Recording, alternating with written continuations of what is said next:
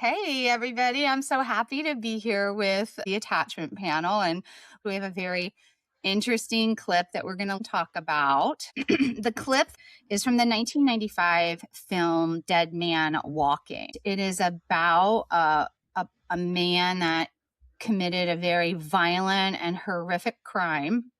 And there is a nun uh, who decides to do ongoing visits and contact with him as part of her ministry and visits him in prison, and they form a really close relationship together. I would even put it in the classification of attachment. I think that she becomes an attachment figure for him. One of the reasons that I wanted this clip is I so often think about John Bowlby's quote, "From the cradle to the grave, we all need a safe haven and a secure base." Because I think a lot of times when people hear about attachment theory, they think about babies or mothers and babies. And yes, there's a tremendous amount of research related to mothers and babies and getting a little bit better with fathers and babies, although we have a lot to catch up on with that.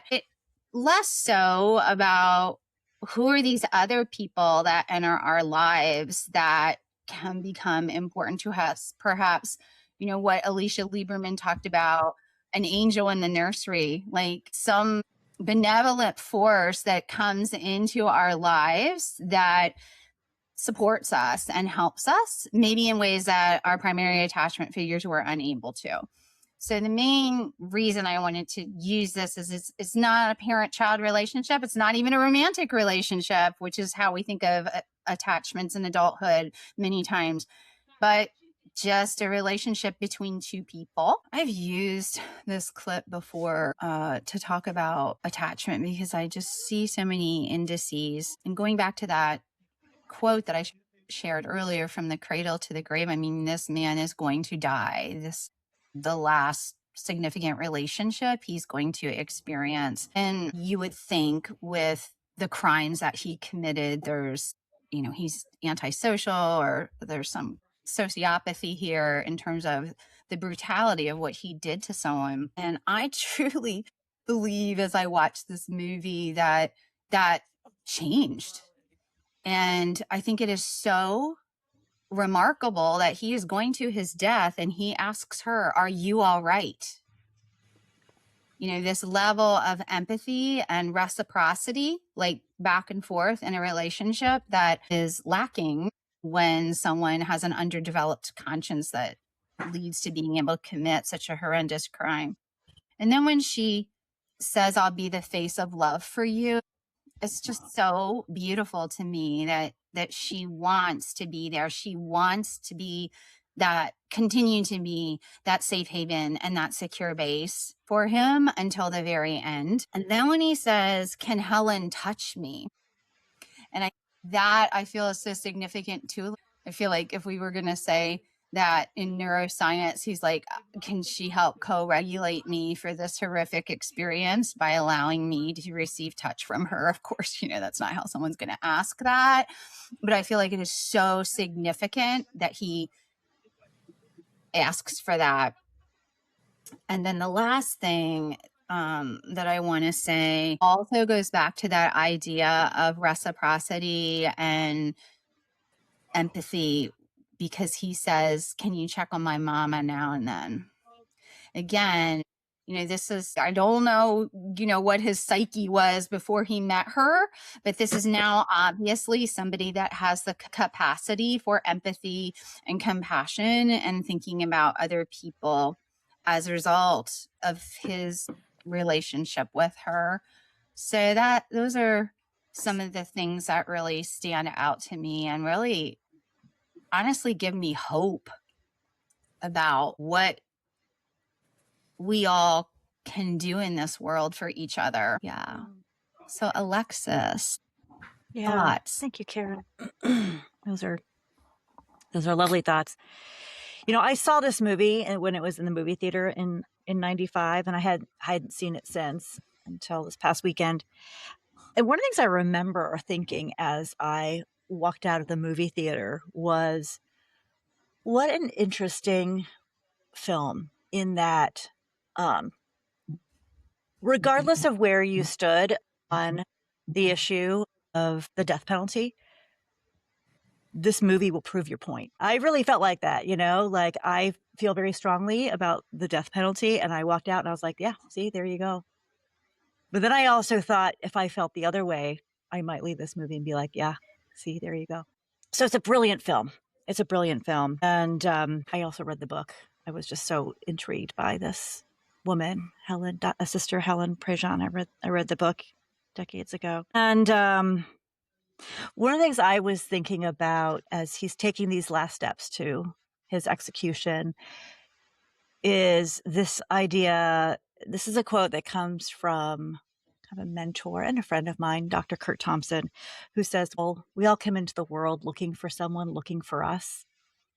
And I thought to myself, she's saying to him, look at me looking at you, right? Like, look at me looking for you. I am here. Like, sense that, like, really sense my presence with you so you're not alone. This is a man who's clearly like been alone in his way of moving through the world. And even as he's exiting and he, what he's saying is he really wants his boots. It was really important to him that he wear these particular pair of boots, and they robbed him of that, right? They took him, and there's probably a medical reason for why he has to wear what he's wearing as he's getting the injection. But, you can sense that he is still operating from a place of anger, right? He's very angry. I can't believe you're doing this to me. And immediately when he sees her, he can drop down into what's beneath that anger, which is that he's just so scared. And right, he's like a little boy. He cannot even hold his own body up. I just think about the power of her presence with him to co-regulate him, right? Like you're saying. I was really focusing on is being with, right? Like the being withness that was happening in this moment, that the power of her full presence with him and her ability to provide containment. She's never been in a moment like this, right? She's never been with a prisoner who's heading to their execution. And throughout the film, she's very clear at how new all of this is to her, and her ability to show and demonstrate containment, to be so fully present to his experience. And as you said, Karen, like her being a co-regulator with him physically, with the physical touch, her tone, and that he's able to regain his literal footing and continue walking. So those are just some of my thoughts as I watched the clip and the rest of the movie. So Tif, let's hear what you got to say. So agree with both of you on everything that you had to say. And Alexis, the point that you made about the storytelling. I mean, the storytelling in this film is so incredible. And I think they do such a good job of that balance that you were talking about. Either way that you land on this issue, they just capture the feeling of both sides, even though I know that the storytellers do have like a side on the issue, right? I think that's really powerful. The thing about Sister Helen is that she's so solid in her security that she is able to be with him, this person that is so, and I'm talking about throughout the film, not in the clip that we're watching specifically. I find it so fascinating that both one of the very first things that he says to her and the last thing is, yes, ma'am, just like a little boy. Even though in the beginning of the film, he's showing this tremendous insecurity, right? And he moves through the film as he moves through, and he does find her a secure base and a safe haven. He does seem to move from this, finds resolve, like a little bit of resolve, right? And he is able to unearth the little boy within him. He has these big explosive, you see the person that's in jail for murder, right? You also see these tiny glimpses of the little boy with her, only with her. And she's able to be this totally compassionate, even at the end, very firm person. Throughout the film, you see why she's able to reach this person, because she's also very firm and solid in her own security. When she does see those moments where he's trying to get to her, that kind of dark side of him is focused on her. She is 100% solid in her own power, and she's able to even be in her own power in a kind and compassionate way, but she is not accepting any of that from him. She has this entirely soft front and strong back that is 100% necessary to get through to a person. He feels that from her, and he's able to allow himself to be soft with her. The other thing I wanted to touch on, Karen, that you were saying about her, she's a person outside of his family. And sometimes it takes a person outside of a family system to be that person that can reach someone who has the level of complexity inside of them. That I wanted to just mention that with the families that we work with, sometimes that's very true. Like we see that these family systems have where we see really complex behaviors in children and adults, that sometimes it does take a person who isn't in that to be a person that can actually access a person who has such high levels of like shame and intensity and complexity.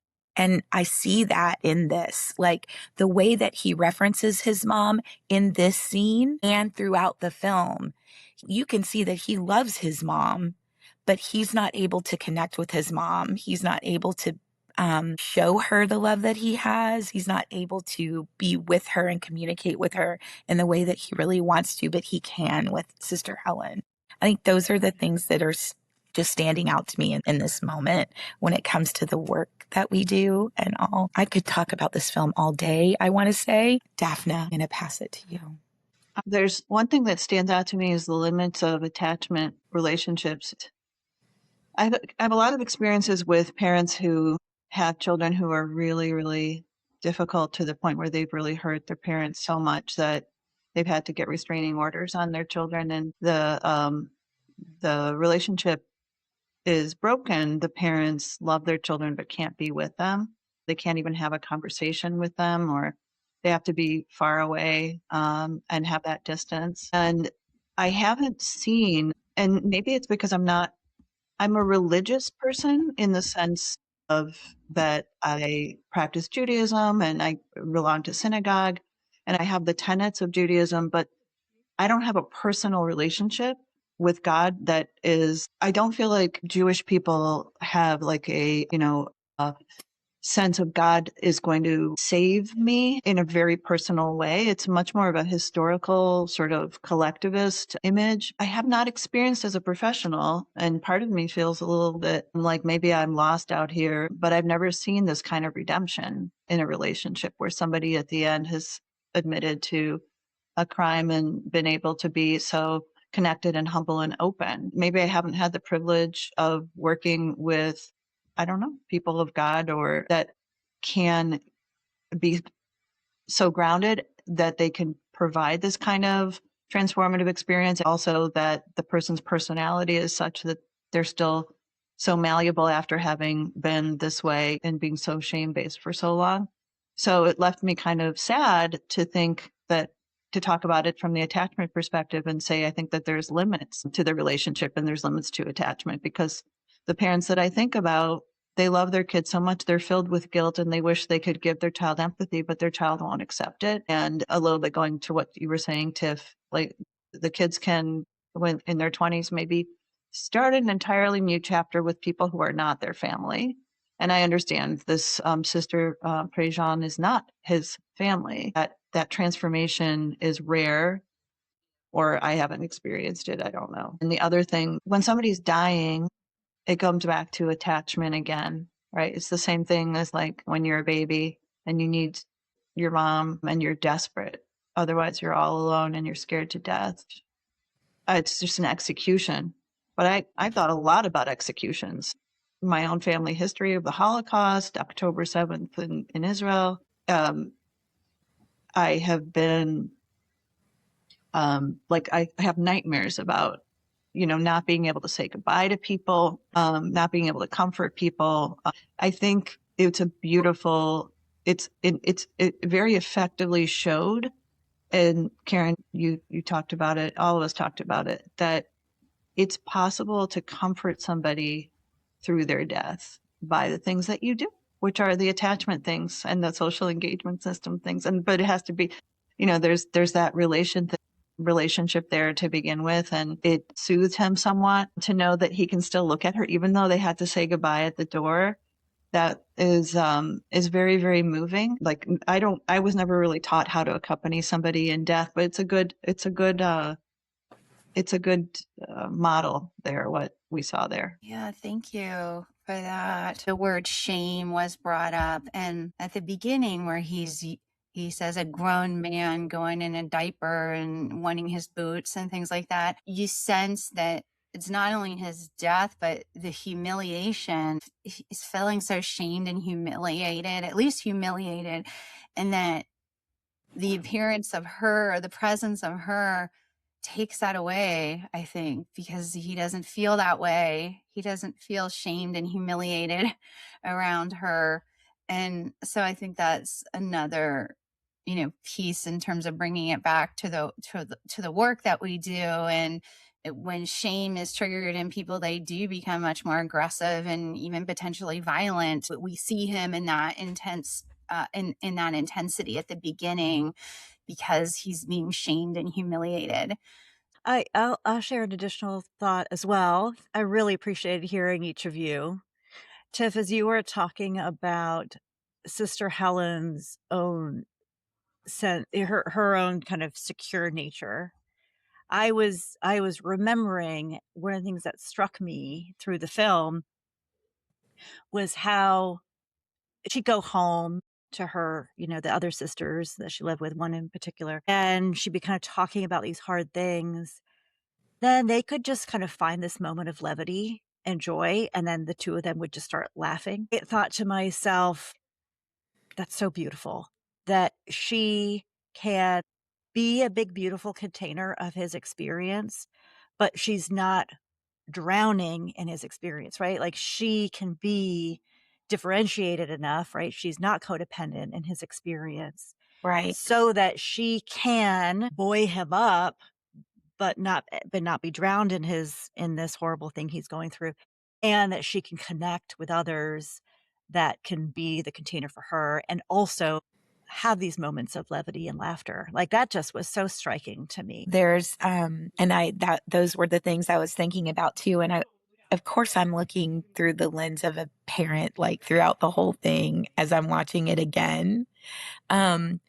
And I'm just thinking about, she has this moment where she goes to the bathroom and she just kind of falls apart, right, for a few minutes. Just the strength of her she's able to be with him and be authentic and have real tears and be, emotionally available to him, but actually still hold him in those moments, and also walk away and just let herself have her own moment of falling apart and be okay, and go home and, process it all and come back. She's not, even though he's checking in with her and she's able to be okay for him. Isn't that like what we are trying to do as parents? And of course, with parents, we're there 24/7 all the time, and we can't do it right all the time. We cannot be perfect, and we shouldn't expect ourselves to do.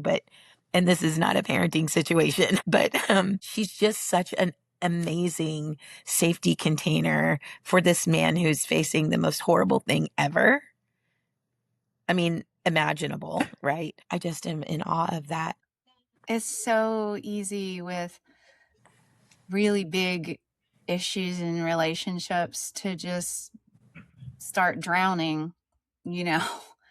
And wow, the need for the levity, like you said, like opportunities for that, and parents, individuals, One of the things I would say in our in-home intensives, I would hold it in the back of my mind. If I can get people laughing, they're going to make it.